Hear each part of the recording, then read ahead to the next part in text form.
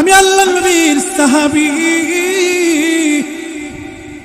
সালমান ফারসির কাছে দেখি তার পায়ের নিচে বড় ছোট কয়েকটা পাত্র পড়া রইছে, পানির পাত্র পড়া রইছে, তাল পড়া রইছে। এই জন্য তিনি কাঁদতেছেন। দুনিয়ারে কত ত্যাগ দিছে, দুনিয়ারে ত্যাগ দিয়া আখিরাতে প্রাধান্য দিয়া এই মানুষগুলি দামি হয়ে গেছে। আখিরাত, তারা আখিরাত ছাড়া তাদের কোনো চিন্তা ছিল না। আমার আপনার সকাল থেকে চিন্তা শুরু হয় দুনিয়া নিয়ে, আবার ঘুম পর্যন্ত দুনিয়া নিয়েই ফিকির করি। একটা সময়ের জন্য, একটা মুহূর্তের জন্য বাপ যেমন ভাবে, ছেলে যেমন ভাবে দুনিয়া দুনিয়া করে, বাবা বৃদ্ধ হয়ে গেছে, বাবাও দুনিয়া দুনিয়া করে। বাবা আর ছেলের মধ্যে কোনো পার্থক্য নাই, অথচ তার বয়সের মধ্যে, ছেলের বয়সের মধ্যে, বাবার বয়সের মধ্যে কত পার্থক্য। কিন্তু দুনিয়া চাওয়ার বেলা দুজনই এক সমান, গুড়াগুড়ি করে বেলাও এক সমান। বাবা যেমন গানের আসরে যায়, মেলায় যায়, দরগায় যায়, যুবতী নারীদের দিকে তাকায়া তাকায়া তাকে হা কইরা, বাবা যেমন তাকায়া তাকে ছেলেও এমন তাকায়া তাকে। পার্থক্য নাই, মানে শরম নাই, হায়া নাই, লজ্জা নাই। লজ্জা ওইটা গেছে যে আমি বাবা, আমার ছেলে এখানে, আমি কিভাবে এখানে থাকি। আরো বলে যে আমার ছেলে নারাজ হয়ে যাবে গান বাজনা না বাজাইলে।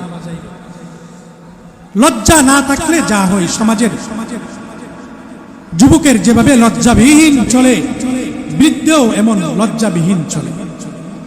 আল্লাহ তাআলা লজ্জা নিয়ে আমাদেরকে, দুনিয়াকে ত্যাগ কইরা আখিরাতকে সামনে নিয়ে আমাদেরকে চলার তৌফিক দান করুক। সকলে বলেন আমিন। আল্লাহ তাআলা এর পরের আয়াতগুলিতে আল্লাহ তাআলা বলে দিয়েছেন, যারা দুনিয়ারে প্রাধান্য দিছে,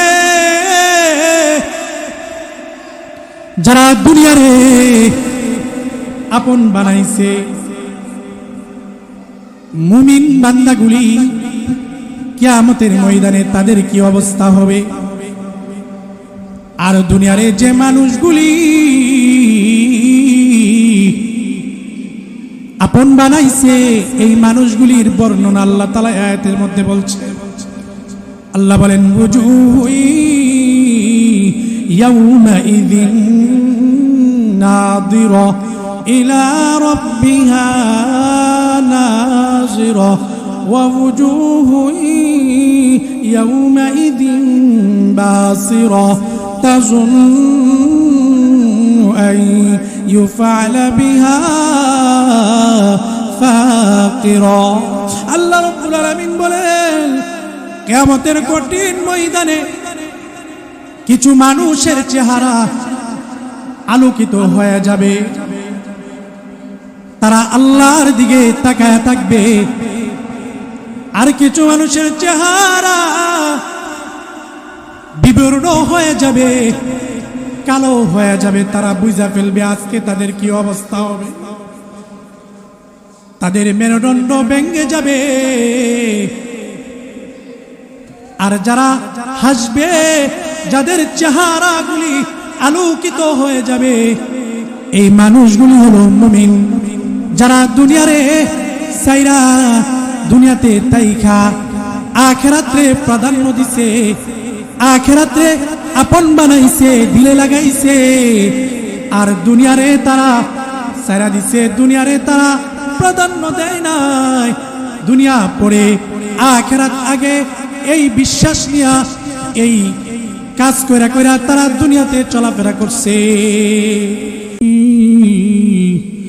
সাল্লু আলাইহি ওয়া আলিহি। মহামহিয়ান গরিয়ান আল্লাহ সুবহানাহু ওয়া তাআলার দরবারে শুকরিয়া আদায় করি যে মহান রব্বুল ইজ্জত ওয়াল জালাল আমাদেরকে অত্যন্ত দয়া করে, মায়া করে, মেহেরবানি করে একটি মহতি বরকতি মজলিসে আসার, বসার, কিছু কথা বলার এবং শোনার তৌফিক দিয়েছেন। এই জন্য আমরা আল্লাহ সুবহানাহু ওয়া তাআলার দরবারে শুকরিয়া আদায় করছি। আলহামদুলিল্লাহ। আরও শুকরিয়া আদায় করি নাটগড় পশ্চিম পাড়া বন্ধু যুব সংগঠনের যে যুবক ভাইয়েরা একটি মুহূর্তি মজলিসের আয়োজন করেছেন। আল্লাহ তাআলা যেন এই সংগঠনের প্রতিটা যুবককে আল্লাহ তাআলা দ্বীনের জন্য কবুল করে নেন এবং এই সংগঠনকে যেন যতদিন এই যুবকগুলি বেঁচে থাকে আল্লাহ তাআলা যেন এই সংগঠনকে বাঁচিয়ে রাখেন এবং এর মাধ্যমে সমাজে যেন কালামে হাকিমের মধ্যে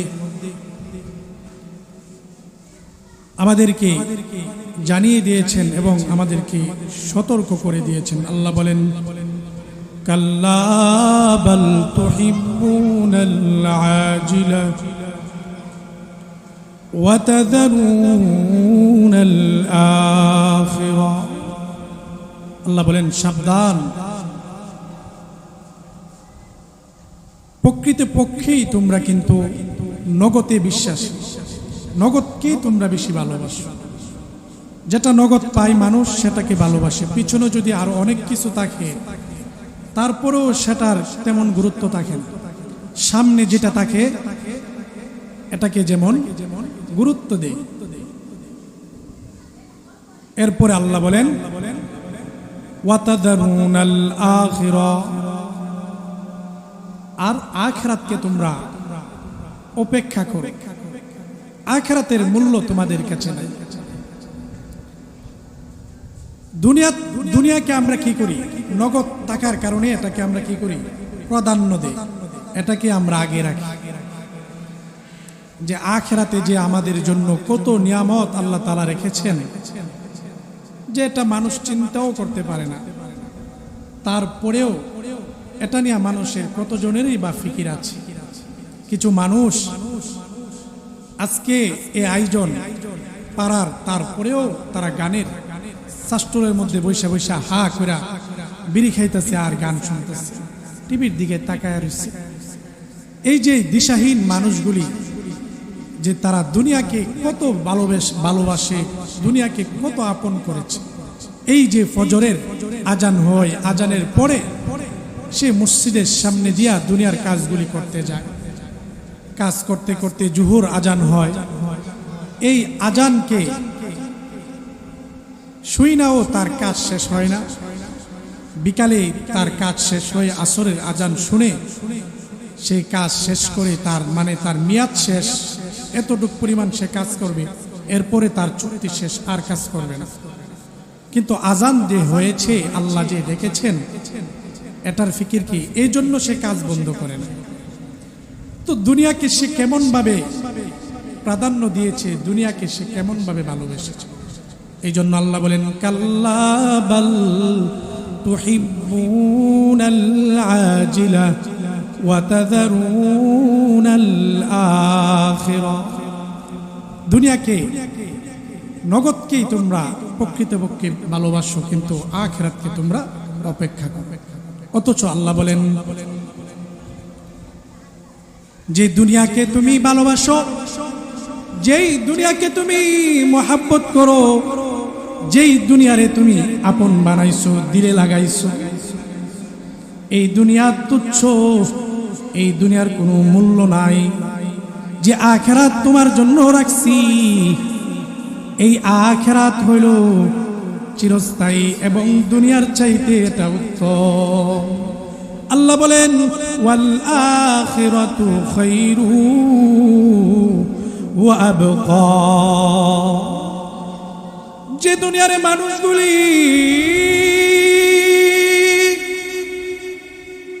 আপন বানায়া দিলে লাগাইছে,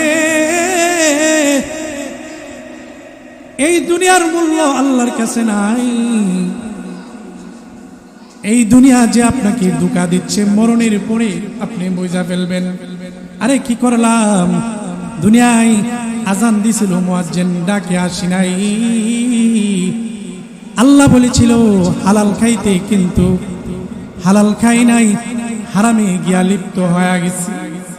আল্লাহ বলেছে গান বাজনা বাজায় না, কিন্তু বিয়ের আসনের মধ্যে, বিয়ের অনুষ্ঠানে গান বাজনা বাজায়া যুবকগুলি তালে তালে নাচে।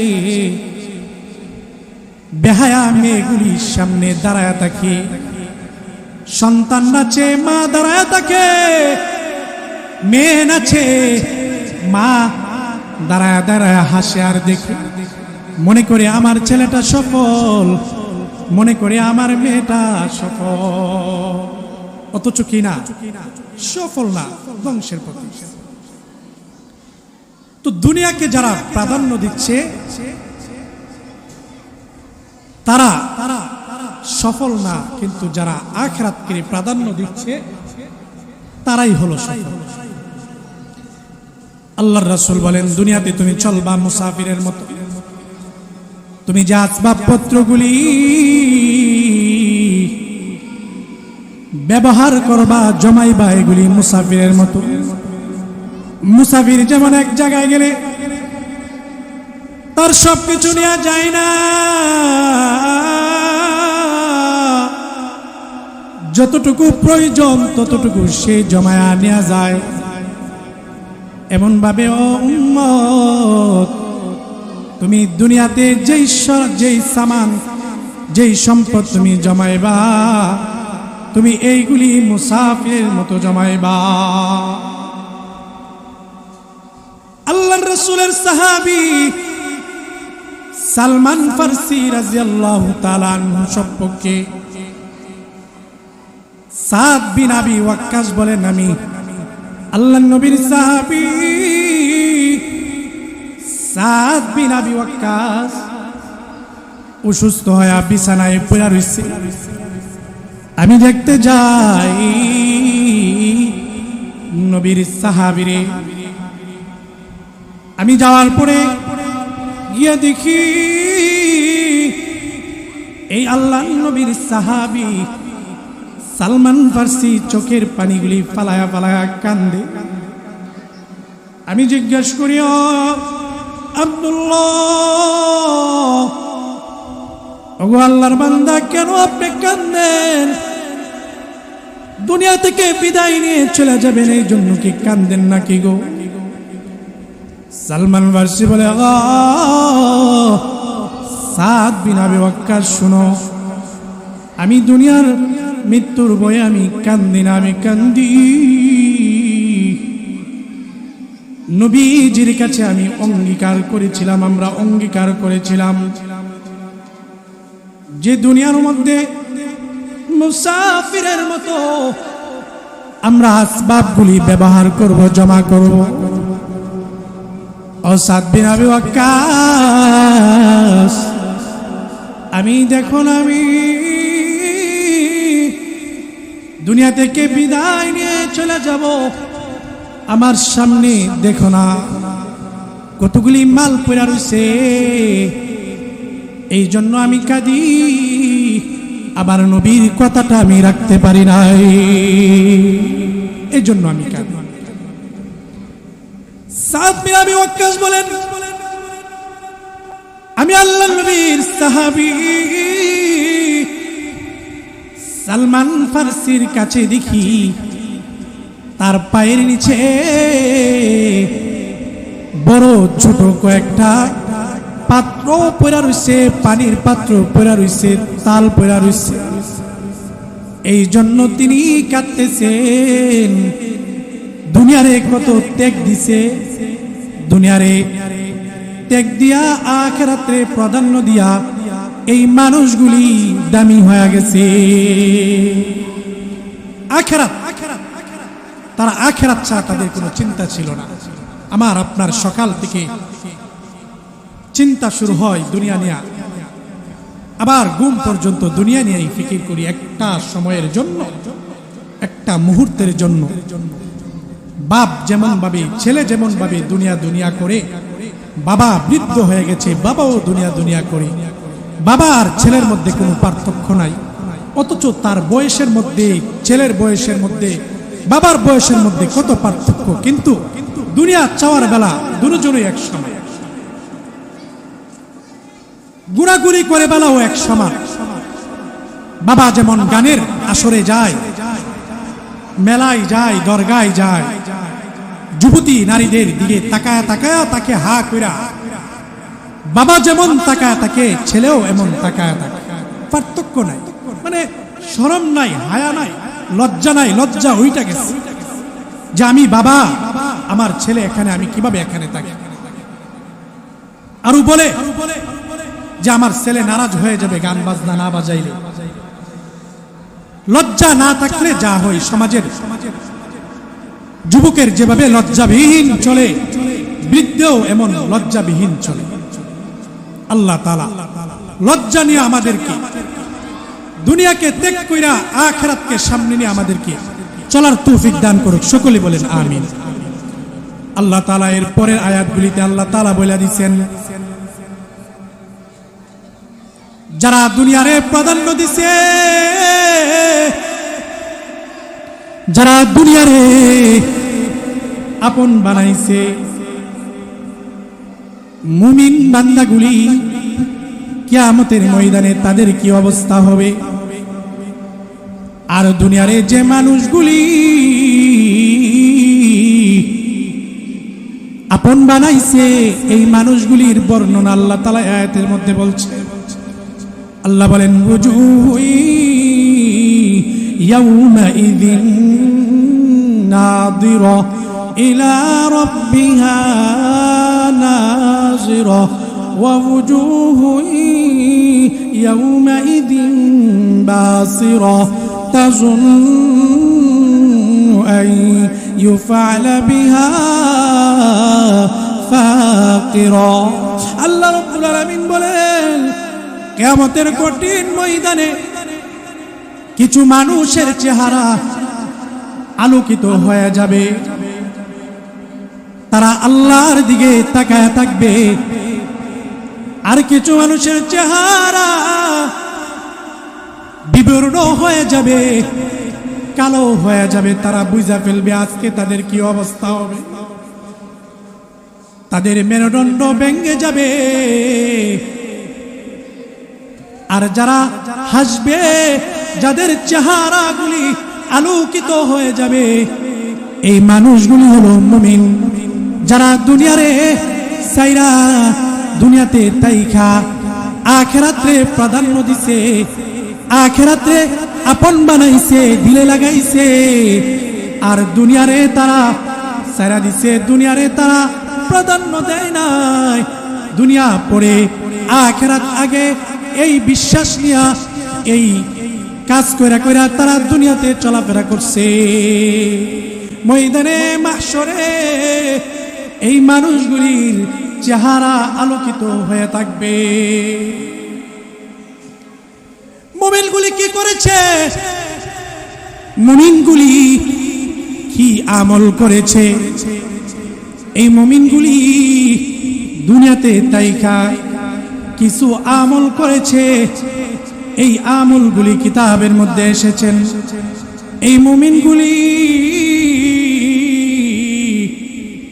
দুনিয়াতে তাইখা দুনিয়া ও আখিরাত যেন ভালো হয়ে যায়, যেন দুনিয়া নিরাপদ হয়ে যায়, আখিরাত যেন সুন্দর হয়ে যায়, এই জন্য তাদের জীবনের সময়গুলি দুনিয়াতে তাইকা তাইকা এই আখিরাত সুন্দরের জন্য, দুনিয়া সুন্দরের জন্য কাজগুলি করে গেছে। দুনিয়াতে তাইকা তারা আখিরাত এবং দুনিয়া, আখিরাত নিরাপদ আর আখিরাত সুন্দর, দুনিয়া নিরাপদের জন্য কাজ করে গেছে। এই মানুষগুলি হলো মুমিন। এই মানুষগুলি কে? মুমিন। দ্বিতীয় নম্বর যে কাজটা করছে, এই মুমিনগুলি দুনিয়াতে তাইকা আখিরাতের পূর্ণ প্রস্তুতি নিছে, যেন আখিরাতে আল্লাহর সামনে আসামি না হয়ে দাঁড়াতে হয়। এই জন্য বান্দাটা দুনিয়াতে তাইকা মেহনত করে গেছে। এরপরে যে আমলটা করছে দুনিয়ার মধ্যে তাইকা, এই মানুষটা, এই মুমিনটা আল্লাহকে রাজি খুশি করার জন্য ঈমানের সাথে নেক আমল করা চেষ্টা কইরা সে দুনিয়াতে চলে গেছে। আর দ্বিতীয় চতুর্থ যে আমলটা করেছে, দুনিয়াতে যখন এমন কোন কাজ হয় যেটা আল্লাহ নারাজ হয়, এই কাজগুলি তার সামনে যখন আসছে, এই কাজগুলি সে করে নাই, এই কাজগুলি থেকে সে দূরে সরে গেছে। কারণ আল্লাহ নারাজ হয়ে যাবে, তখন হাসরের ময়দানে আসামি হয়ে আমি দাঁড়িয়ে যাব, তখন আমার কি অবস্থা হবে, এই চিন্তা কইরা কইরা সে এই কাজগুলি করছে। এরপরে যদি কোনোদিন ভুল হয়ে গেছে, কোনোদিন অন্যায় হয়ে গেছে, গুনাহ হয়ে গেছে, আল্লাহ রাব্বুল আলামিনের কাছে সে নিজের তওবা করছে, সে ইস্তেগফার করছে, ইস্তেগফার কইরা কইরা তার গুনাহগুলি শুধরানোর চেষ্টা করছে। আল্লাহ বলেন ফাকুল তুস্তাগফিরু রাব্বাকুম ইন্নাহু কানা গাফফারা ওয়াস্তাগফিরুল্লাহ ইন্নাল্লাহা গফুরুর রহিম। সে আল্লাহর কাছে নিজেকে শুধরানোর জন্য ইস্তেগফার করছে। আল্লাহ বলেন তুমি আমার কাছে অপরাধ করে ফেলছো, তারপরে নিজেকে শুধরানোর জন্য তুমি ইস্তেগফার করছো, আমি আল্লাহ তোমাকে মাফ করে দিব, কারণ আমি হইলাম গফফার, আমি হইলাম রহমান। যদি আমরাও আমাদের জীবনে মুমিন হতে চাই, মুমিন হয়ে আমাদের চেহারাগুলি হাসরের ময়দানে আলোকিত করতে চাই, তাইলে যদি আমরা এই কাজগুলি করতে পারি, আল্লাহ তাআলা আমাদেরকে হাসরের কঠিন সময়ে আল্লাহ তাআলা আমাদের চেহারাগুলি আলোকিত করে দিবে। আল্লাহ তাআলা আমাদেরকে দুনিয়াতে তাইখা আখিরাতকে প্রাধান্য দিয়া আমাদের জীবনকে এবং আখিরাতকে সুন্দর কইরা দুনিয়া থেকে যাওয়ার তৌফিক দান করুক। সকলে বলেন আমিন। আসসালামু আলাইকুম ওয়া রাহমাতুল্লাহি ওয়া বারাকাতুহু।